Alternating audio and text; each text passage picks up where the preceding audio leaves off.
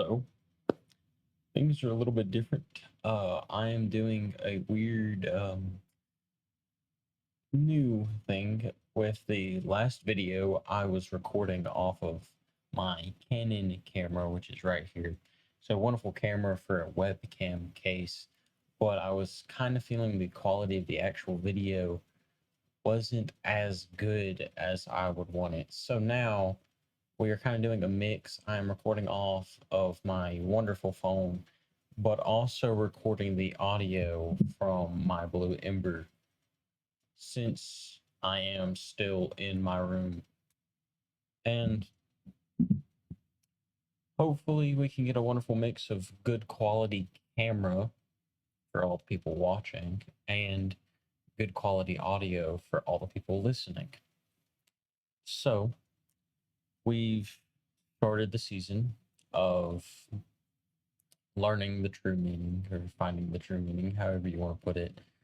And I was thinking about what the next episode would be. And there was something in my heart for leadership. And I don't know what exactly, but when I was thinking about leadership, the first thing that came to mind for me specifically was called to love, bound to serve. Now, that may not bring across the full meaning of leadership, but it is a statement that is true and will later be tied in with leadership. The phrase bound to do means you are likely to do something. As Christians, we are called to love, and in that love, we are bound to serve. Think about if you love someone or you love something, you will do anything in your power to be with said person, to help that person, or say it's a hobby to get better at said hobby. True love manifests in acts of serving. Now, this first scripture, everyone watching will most likely know off the top of their head. John 3:16. But for those who may not know said scripture, it reads, "For this is how God loved the world." I'm reading out of the NLT because it's simply easier for me to read. He gave his one and only son, so that everyone who believes in him will not perish but have eternal life. 2 points to take away. One, this is the most famous example of love, for God so loved the world. And this shows us God's mighty love. He loved the world so much that he sent his one and only son as a sacrifice for us. Now, if we go still in John, but we go to John 13:34 and 35, it reads, "So now I am giving you a new commandment. Love each other, just as I have loved you. You should love each other. Your love for one another will prove to the world that you are my disciples." So, this is God's command to love each other. Now, how do we know how to love each other? We look to God, the one example of love. When we love like Jesus, we show the world Jesus. Now, trying to love people the way God and Jesus loved us is like a giant, it's like all the way up here. Like it's off the screen up here. It's calling us to make sacrifices for people we may not even know, if that makes sense. For put it this way, God knew us and had a relationship with us, and he gave his son that he probably knew more of for us. He did know us, but we weren't his full children, if that makes sense. We are children of God, but we weren't on the same level of Jesus. This is pretty much my point I'm trying to make here is if we are called to love like God, we have to make sacrifices for people we may not even know. Whether that be not doing the normal, staying out of the comfortable, our sacrifices are an example of love, which leads to the act of love. God gives us the greatest example of love, then commands us to love each other on that same example, on that same standard of example. Before we can truly love someone or something, we must understand the greatest example of love, which is God's love. We as Christians are called to love everybody, which this is where I was trying to make the point of we are called to love people we may not even know. In a world full of evil and hatred, we are blessed to have such an amazing example of what love should be like and how to love each other. That example being, of course, God. Loving each other doesn't have to be intimate. It's meant to be you showing that you care and your sacrifice. For 1 Corinthians 13:7 says, love never gives up, never loses faith, is always hopeful, and endures through every circumstance. The scripture is another wonderful example of love. This also perfectly describes God. He never fails, he's always faithful, always hopeful, and is mighty in power. John 13, verse 12 through 17 reads, after washing their feet, he put on his robe again and sat down and asked, do you understand what I was doing? You call me teacher and Lord, and you are right, because that's who I am. And since I, your teacher and Lord, have washed your feet, you ought to wash each other's feet. I have given you an example to follow. Do as I have done to you. I tell the truth, slaves are not greater than their master, nor is the messenger greater than the one who sends the message. Now that you know these things, God will bless you for doing them. Now, this shows us God sacrificing his title, if you will. He quotes that he is teacher, he is Lord, and that's how people refer to him. But a teacher and Lord would not be washing their servants, if you will, disciples' feet. It's like a class standard. You wouldn't expect Elon Musk to come do your laundry, kind of thing. I'm not meaning to refer to Jesus as Elon Musk. I'm kind of just saying he's on a higher class than we are, and we shouldn't expect him to come do our laundry. In the same sense of we shouldn't expect Jesus to wash the disciples' feet, but he did. Jesus shows us that he loves his love. Oh my goodness, tongue twister. Can't even read what I wrote down. Jesus shows us that he love. This is the second time, and I keep forgetting this word, and it keeps tripping me. Jesus shows us that in his love he serves. There we go. Third time's the charm. Now, in days, a teacher or leader could be classed as being bossy or stuck up. Jesus shows us the true example of a leader. He, the disciples' teacher, washes their feet, an act that in this biblical time, in this time frame, a servant or slave would do. Someone of very low class would do this act, but Jesus, someone of this high class, was doing, which leads to the act of serving. Serving is meant to benefit what you are serving, but also helps you. Now, there's two parts. It benefits what you are serving.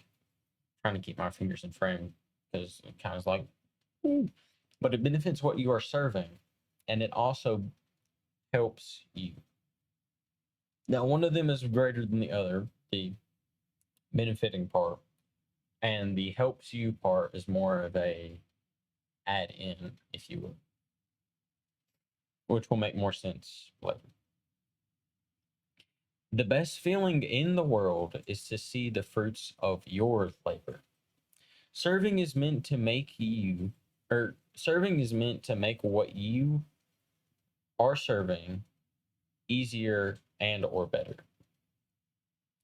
So, for example, like if you are in serving in like collecting offering, or on a worship team or anything like that, your main purpose is to do it in a sense of selflessness, but also in a whole, you are making whatever you're serving better.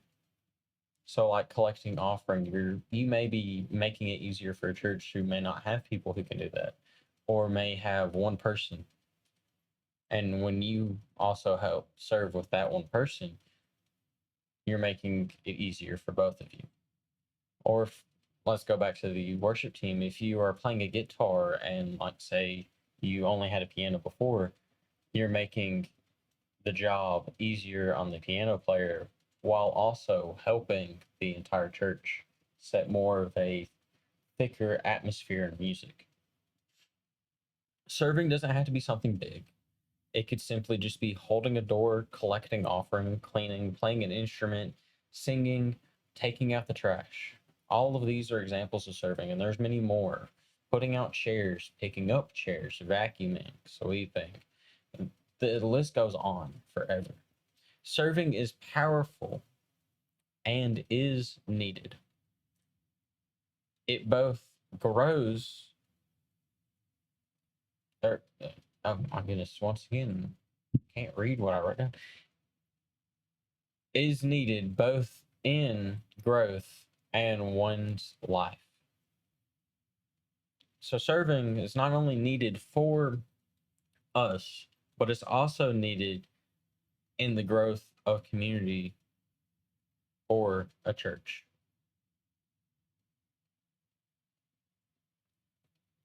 Philippians 2 3 through 8 reads, don't be selfish. Don't try to impress others. Be humble. Think of others as better than yourself. Don't look out any for your own, or oh my goodness, don't look out only for your own interests, but take an interest in others too. You must have the same attitude that Christ Jesus had. Another call of how we are meant to be more like Jesus. Though he was God, he did not think of equally with God as something to cling to. So he didn't take his standard of being God or being equal to God something to cling to. Instead, he gave up his divine privileges. He took the humble position of a slave and was born as a human being. When he appeared in human form, he humbled himself in obedience to God and died a criminal's death on the cross. So this ties us into the final point of the act of being selfless, which is both in a sense of loving, serving, and in leadership. Both loving and serving needs to come from a sense of being selfless, as in, this is not for me, this is for them. Jesus had the hardest job to fulfill, coming and being the perfect, spotless sacrifice for us. It was something that we can never deserve and will never understand the pain. Jesus left everything he knew behind, humbled himself, and took on the cross and died, or he took on the cross and died, which he didn't deserve. Jesus knew what he was going to do, and he was going to save the whole world. Never once did he brag about what he was going to do. Never once did he look around and say, I'm going to save you. I'm going to be the reason your family's line goes on. No, he had a heart of a servant. He saw them and said, Blessed be and serve. Jesus did not let his title corrupt his purpose. Now, this is another sense of being selfless, being humble. Some people will take the title of being leader or being captain or being an assistant, any of those, and take it as I am better than you. Jesus didn't let this happen. He was the Son of God, and he did state that I am the Son of God. But he never went off and said, I'm the Son of God. You shall wash my feet because I am in a higher class than you, and I mean more than you. He just stated, I am the Son of God. Let me and my Father show you goodness. Something along those lines. So those are not exact words, but something along those lines. He took it as a sense of being humble. He didn't take it as a sense of being arrogant and say, I'm better than you. Ooh, look at this. I can turn water into wine, and now your broke foot is healed. Bow before me and wash my feet and spit shine my shoes, all of that. No, he was more of, let's sit down. I'll tell you these stories of my father and show you the wonderful power and build a relationship. The relationship being the key part here. He didn't let the title of him being Son of God corrupt his purpose. Him being Son of God, he could have very easily have been like, you're going to die on the cross for us because I am the Son of God. And what I say goes. Because, my dad is God. Instead, he said, forgive them, they know not what they do. And he died. He simply took it as that. He did not want to, as we see in the moments leading up to his death. He said, Father, if there's any other way, of course, paraphrasing, take this cup from me. But he still took the death. And do not cling to a title. The title doesn't give you purpose. God is what gives you purpose. In a world, in this world, we have gotten so close. We've gotten so built on how others view us. And it's in a sense of, if they like me, my life is amazing. And if they don't like me or don't approve me, my life is terrible. Why should we look for validation in a world that killed a perfect man? The world itself did not know the true definition of perfect, and it shows because they killed Jesus. So why should we look for validation in said perfect world? It's almost to the sense in the same way of, we shouldn't let a title give us purpose or give us validation. We shouldn't let the ego build and rush to our head. Don't serve to impress, serve because you love. Which goes back to the first point, or near one of the first point, where I said true love manifests in acts of serve, or acts of service. Serving, service, serve. The key in all of this is to be humble in everything you do, to love all and serve because you love. It is a whole lot easier to serve in something or with something if you love said thing. Like going back to, if it's, say it's a spouse or it's a hobby, you are going to be more likely to do said thing because you love it than you would be if it was like taxes or homework. you are more likely to play video games because you love it than you are to do chemistry work, unless you are a special case of a nerd.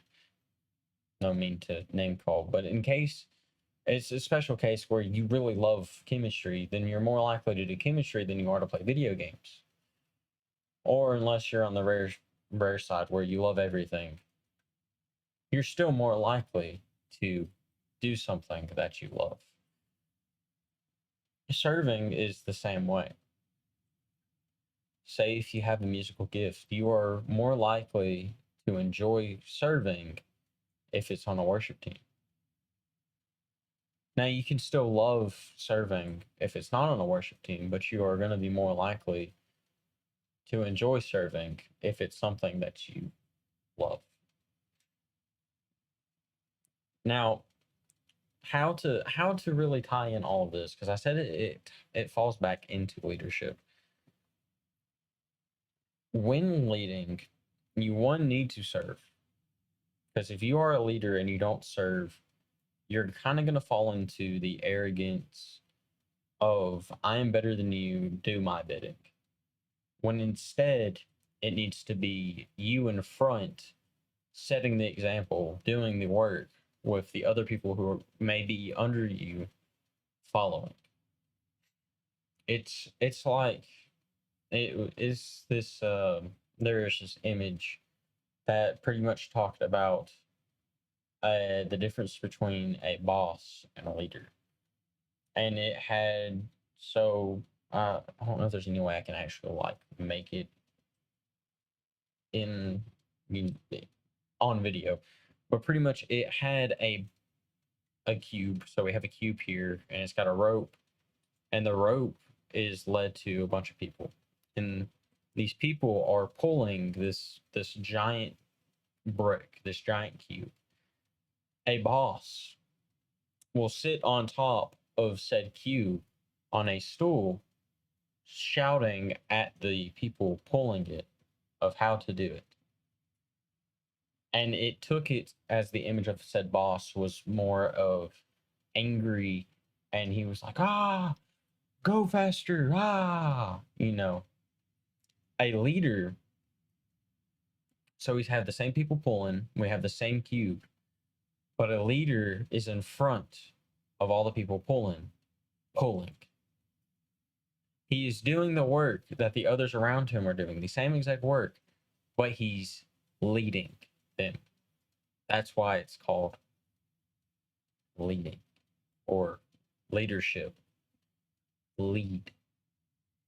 Now, serving can easily be a great way into a leadership field where if you are faithful, you serve, you enjoy serving, key. The more you enjoy something, the more you're going to do it. But serving can lead to you being over a serve team. This is where we get to the part where we don't need to be stingy. Is stingy the right word? May not be the right word. We don't need to take said title of I'm over a serve team and be like, do my work. No, you should still keep the same sense that you had originally when you were just a me little lad serving. But now you can lead others in serving. Hopefully, this whole call to love, bound to serve makes sense. And in truly, the phrase is we are called to love as Jesus commands in John 13, 34, and 35. He commands us to love each other just as he has loved us. And in that love, in true love, manifests, or true love manifests in acts of service. Hence why one of the love languages is, I believe, not, I could be wrong, but I'm pretty sure it's acts of service, something along there. Now, I've pretty much ran through everything that I wanted to say, what I wrote down. Of course, there were some mistakes, but that's a given. I'm not 100% perfect. But if there's anything I could take away, and this is going off the script, which off the script, for those who know, can either turn into Gavin's rambling for an hour and a half, or Gavin's going to speak for about 5 minutes, get his point across, and actually not go ADHD off the wall. In the whole leadership thing, of course, keeping the mind of love what you do, serve in what you do, be humble, you should also know that this is going to be one of those moments where I'm going to ramble because I just forgot what was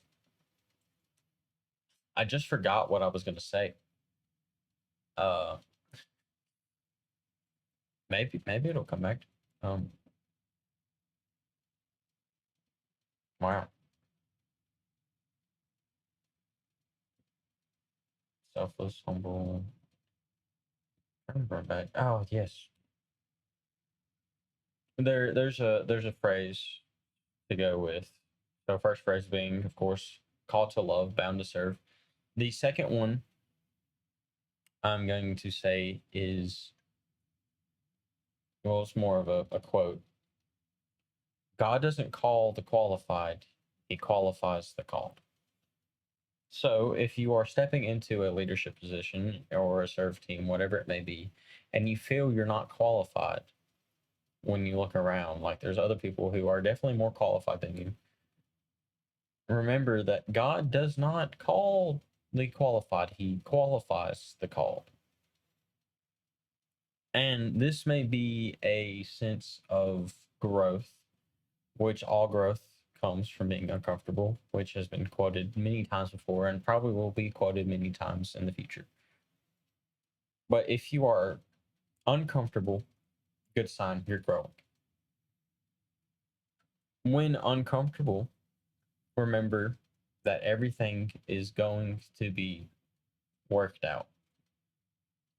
You are called in that area for a specific reason, and you will, in a way, be qualified throughout being in that area. Remember, of course, like I said, love everything you do. Love whether that be specific hobbies or people or task, serving, whatever it may be. Love everything and serve. Because loving and serving, if done correctly, could grow into greater things. Can grow into leadership positions. It can grow into a new resurrection in an old area. Like a wonderful example. The youth group that I'm actually a part and I serve in, it started with just me. And this was a faithful thing, and this is where I get to where I can truly state that the greatest thing in life is to see the fruits of your labor. A few years back, it was just me and the youth pastor Zach Terrell, which he has been on here before. Wonderful guy. He's probably going to be on for this season. Just a heads up. But it was just me and him, and it was a lot of us two praying and seeking, hoping, and we were serving. We were loving people. We were doing everything. We were being humble. Of course, we were being humble because we probably had the smallest youth group in the entire state of Alabama. It was just me and him. Well, before we know it, the one grew into two, and the two grew into four. The four grew into seven. The seven grew into 14. 14 grew into 20. The 20 then ended up turning into 32. And before you knew it, of course, this wasn't like a week kind of thing. I wish it was. It was more of a gradual thing. But looking back, to when it was just me, and now going to where it's now we got 30 plus students. It's amazing to see the fruits. The same things we prayed for are coming true. And all of this, we tried our hardest to stay humble. We loved as much as we could. We seeked, we prayed, and God fulfilled. We were not qualified whatsoever. At this point, Zach didn't have a lick of, I'm pretty sure he didn't have a lick of ministry school under his belt. Now he does, of course. And I was a teenager. I didn't even know how to drive. Yeah, this was, let's see, I'm 19, almost 20 now.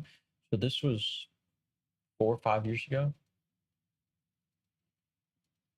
And in those moments, things have come up. We served at said things. We got filled into, and we, along the way of getting to where we are now, became, quote, qualified. Now, we still aren't fully qualified because we never will truly be qualified. But when you are humble, have a heart to serve, and you love serving and love people, anything is possible. Now, if I could end this in one way, and hopefully one thing that can nail all of this in the coffin, if you will, there is one great and wonderful example of a leader. And I'm pretty sure I've told this story before, but it's the story of Moses. Oh, pretty sure it's Moses. I'm like 99% sure it's Moses. But just to be sure I don't misquote anything, I'm going to pull up said notes. Because I just don't want to, I don't want to misquote anything. This actually does, this story comes from a book. Look at me being a book guy. And if I could find the where's the book? Where'd the book at?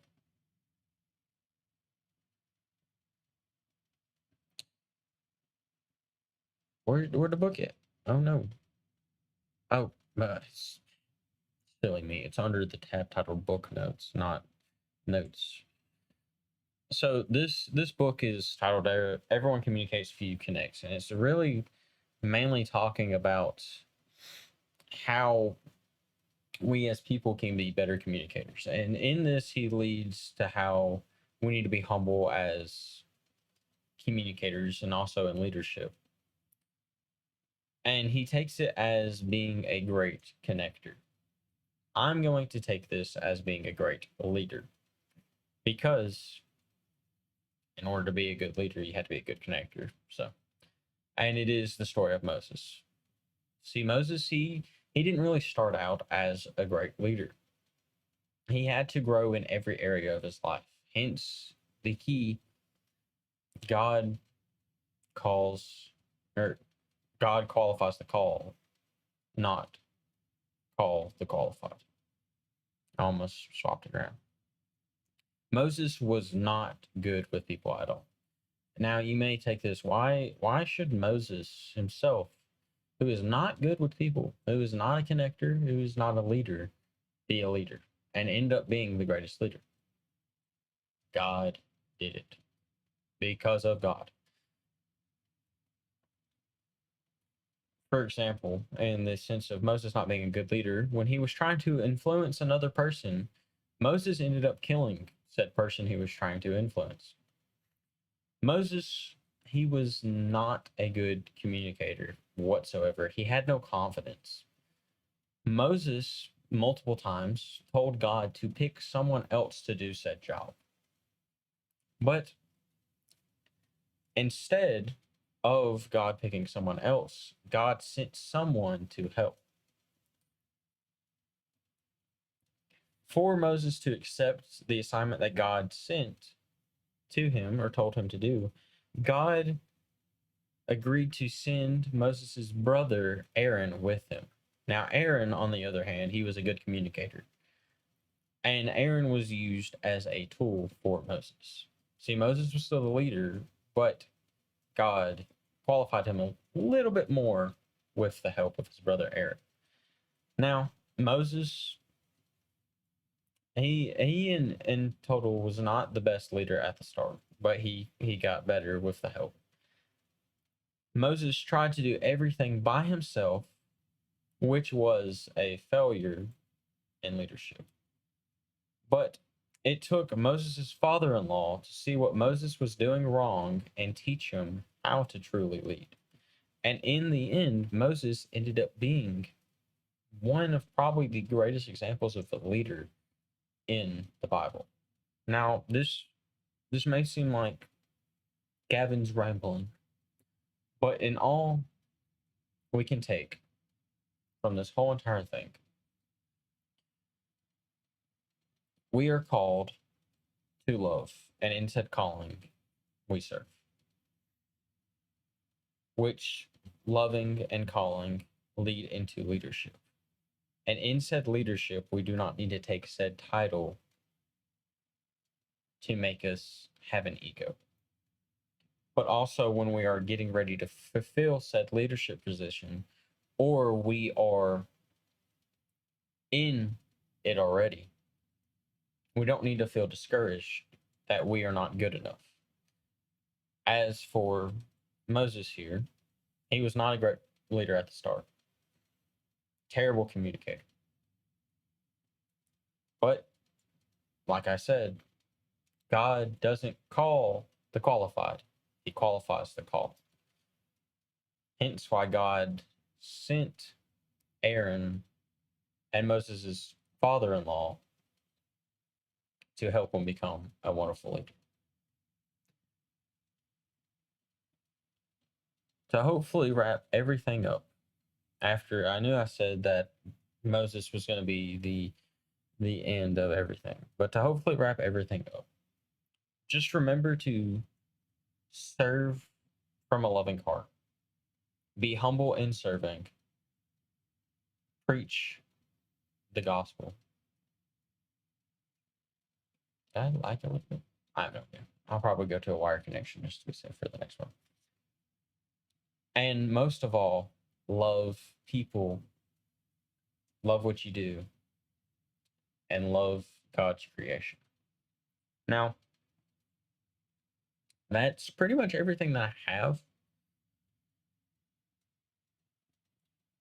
I do not think there is anything announcement wise to do, which is I just bumped the camera. I will say this for those who may care. I got a new iPad case, and I will say I have only one complaint, only one, which I do actually kind of enjoy it. My one complaint. Okay, maybe two complaints. Other than that, I do really enjoy the iPad case. I ordered a lavender, and this kind of looks more like a bluish gray, which I'm not completely upset with because I kind of like it, but I think it's pretty cool. So I thought I should just include that as a little cherry on top there. Hopefully soon there will be a guest. Don't know who yet. Actually, I have a few people in mind. Don't know who's going to be the first one. So hopefully this will be more of a conversation base between me and said guest, but also more of as if we're having a one-on-one like right now. YouTube. It exists. I'm pretty sure.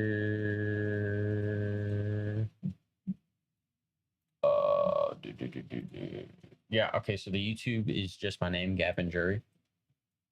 There's gonna be more stuff than Take a Seat on it, but it's gonna have Take a Seat on it. I already posted the intro for season 3 and not last week's, the last episode on there. And then this one will go up at the same time with the other videos. But YouTube videos are now out there. Thank you to everyone listening on Spotify and Apple Apple Podcast. Speaking of said YouTube, the website, the funny website, where to really begin? I'm pretty sure you heard that. That was me. That was me up there speaking. The website is in the link of the episode. If not, I will make sure to add it. But it's also on the YouTube, which you can go to, read more about Take a Seat, and also look at any merch that you may or may not want to buy. Please buy. It's pretty cool. I'm looking at adding more as well. Yeah. Hopefully everyone is doing well. I'm trying to think if there's anything else to say. I don't think there really is, but I think the best thing to do is say, my name is Gavin. And this has been Take a Seat.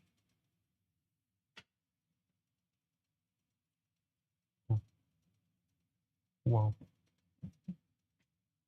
That's crazy.